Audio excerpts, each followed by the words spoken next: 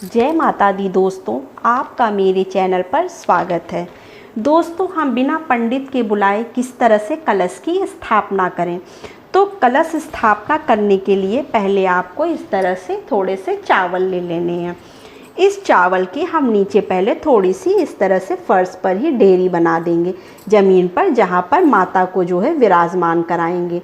या तो आप ज़मीन पर बना लीजिए, अगर आपकी चौकी बड़ी है तो आप चौकी पर भी बना सकते हैं।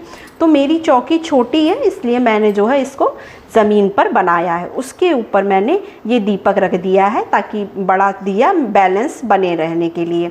तो इस तरह से हम पहले कलश को यहाँ पर रख देंगे। उसके बाद क्या करना है, हमें कलश में जो है वो मौली बांधनी है। तो इस तरह से हम घुमा के पहले तो कलश में मौली बांधेंगे। आप मौली को पहले से ही तोड़ लीजिएगा। तो इस तरह से हमें कलश पे जो है वो मौली बांधना है।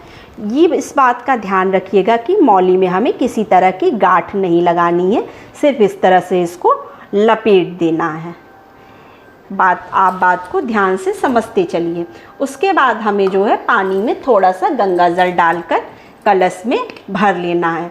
तो हमें मिट्टी के कलश की ही स्थापना करनी है, ना कि किसी धातु के, इसलिए क्योंकि जो है यह विसर्जन करने में इसमें हमें जो है आसानी रहती है। तो इस तरह से हम कलश में पानी भर लेंगे।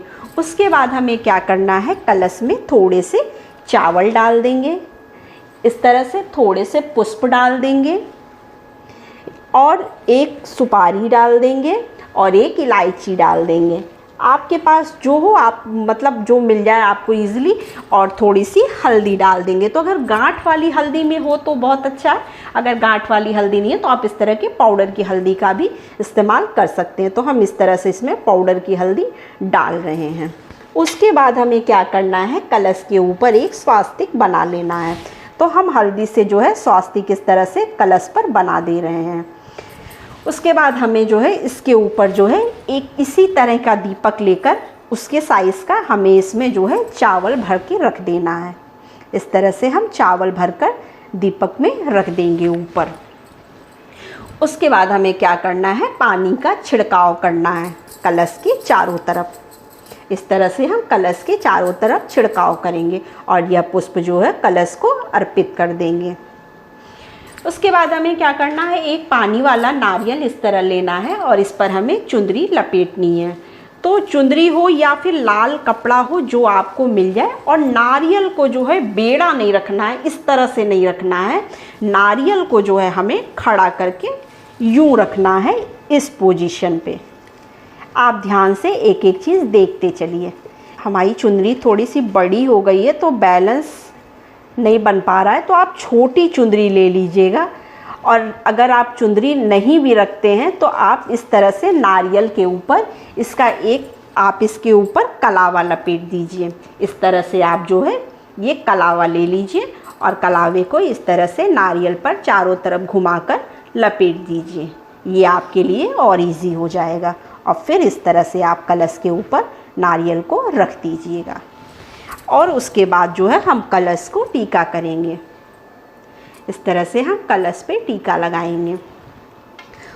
सर्वप्रथम हम कलश की स्थापना करेंगे, उसके बाद हम माता की स्थापना करेंगे।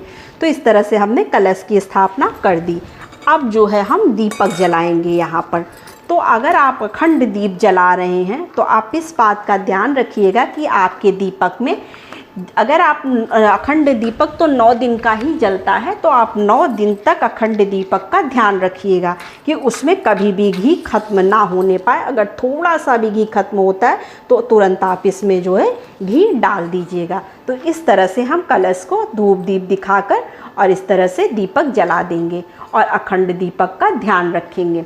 इस दीपक को हिलाया नहीं जाता है कि आप जैसे मान लीजिए आपने अखंड दीपक जलाया, उसी को माँ को दिखाने लगे, फिर हम कलश के पास रख दिए। इस तरह से हम नहीं करते हैं। जो दीपक हम कलश के पास अखंड दीप जलाते हैं वो वहीं पर रखा रहता है और माँ को अलग से दीपक रोज़ जलाकर पूजा करते हैं। तो इस बात का आप विशेष ध्यान रखिएगा। तो इस तरह से हम घर में अपने जो है सामान्य तरीके से कलश की स्थापना कर सकते हैं। तो जानकारी कैसी लगी आप मुझे कमेंट सेक्शन में ज़रूर बताइएगा। अगर हमारी बातें थोड़ी सी भी ज्ञानवर्धक लगती हैं तो आप प्लीज़ चैनल को सब्सक्राइब और लाइक ज़रूर कर लीजिएगा। तो नमस्ते फ्रेंड्स, जय माता दी।